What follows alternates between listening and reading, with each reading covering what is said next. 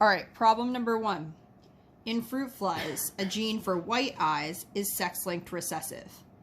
And red, so red is dominant and white is recessive. Cross a white-eyed female with a normal red-eyed male. So you have in these problems always 3 alleles because one of them is Y with no allele. That means that if you're male, you have a Y chromosome. You're not clearly you because you're not a fruit fly. But if you were a fruit fly and you were male, you would have a Y chromosome that didn't have any allele on it. And then 2 different kinds of X's. X with a big R and X with a little r.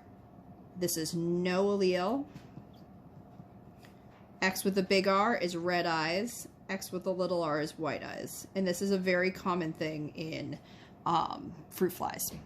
So you have a white-eyed female. So your mom is your mom fruit fly. And fruit flies can give birth to, not give birth, they lay eggs. They can lay eggs like thousands and thousands a day. So good to know.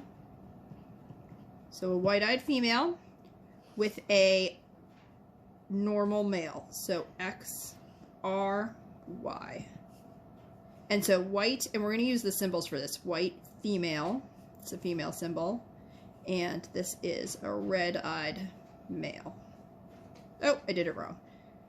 White, sorry, female, red, male. Let's make a key for these genders over here. So for the sex, this with the arrow is male. This is the symbol for female. Okay, so we have X little r, X little r, X big R, Y.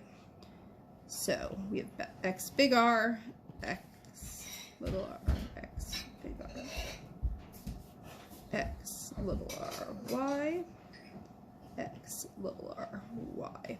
So fill in our genotypes first. So we have 2 X big R's, X little r's. And we have, and the phenotype for that, and that's, so there are 50% of those. And those are both female and red-eyed. So all of the females in this crossing are going to be red-eyed.